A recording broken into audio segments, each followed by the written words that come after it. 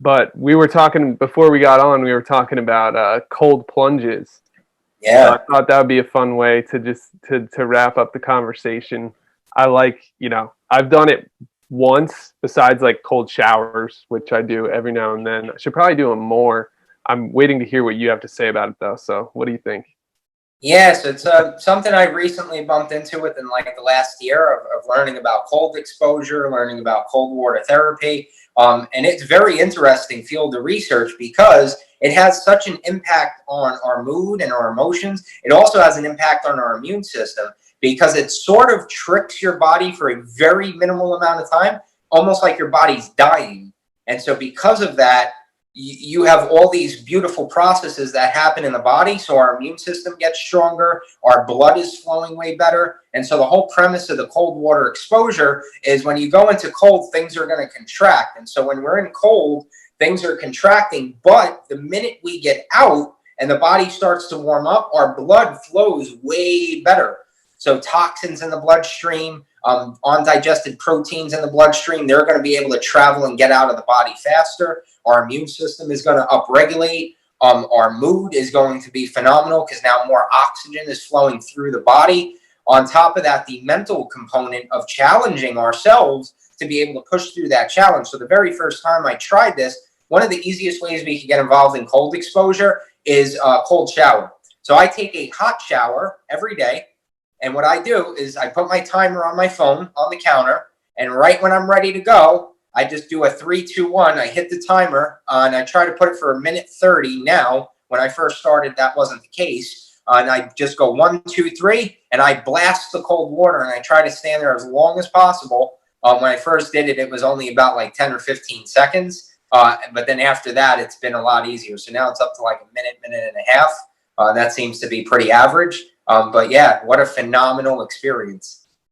So what are your tips for getting through that? So like if someone's going to do this today, what would you tell them? So if you haven't done any cold water exposure yet, what I would say is definitely start with the shower. The shower is the easiest thing to do. So start warm, get the blood flowing, and then after that, we're going to crank the cold up. So we want to try to set a timer. Set a timer for maybe a minute because the minute's going to be a very good mark for us to get to. The problem we have that most people make the mistake in the cold is that when we're cold, we want to tighten up, right? And that's the problem because when we tighten up, what's happening is our lungs and everything's tight. And so now our breathing capacity is lowered. And so now we're going to start shaking and shivering. Whereas, and that's the other thing too, there's a mental component here as well. Because when the challenge comes or something we're not used to comes, we can have the option to tense up and hold, or we can have the option to open up and embrace. And when we do that, now we're opening our diaphragm, we're opening our lungs, we're able to breathe a lot better. And so that's what I would personally do. And that was the biggest mistake I made is that I would get in the cold shower and do this. And that wasn't really helping. And then you could get to a place with your breathing where the water starts to feel warm. And once you start to feel that, you know that you've achieved what you set out to achieve because now you can hold. So the longest I've been in there is a little over 2 minutes. But the water starts to feel warm. It's very cold at first, but then it starts to get warm. And a way you can do that is there's many types of breathing. So you talked about fire breath before. Another one is a 4x4x4. So that's very effective. So it's pretty much breathing in, inhaling for 4, holding for 4, and then exhaling for 4. So it's basically we're bringing oxygen in, but what we're really doing is using carbon dioxide to get a better benefit. So carbon dioxide allows for the body to hold more oxygen. And so that's the reason for holding that type of breath. Or the other way to do it is you could do long inhalations and then like half out of the mouth. So maybe 8 seconds in, 4 seconds out. That's another way. So there's a lot of breathing techniques and variations out there.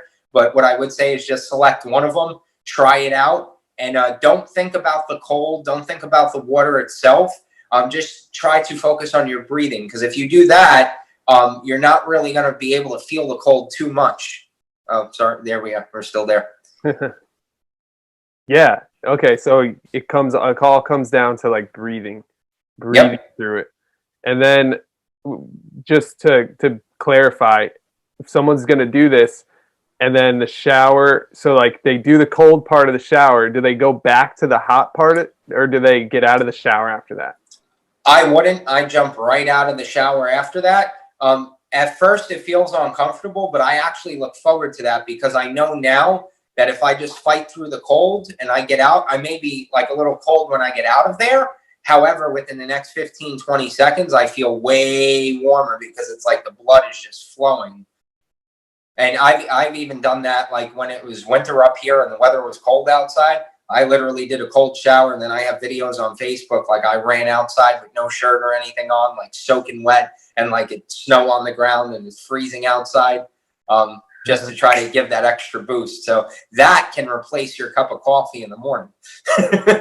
Hey, free thinker, this human life is more amazing than we give credit for. The pain, the fun, the creativity, the mistakes, and the connected, shared experiences. We are here to expand. Let's do it together.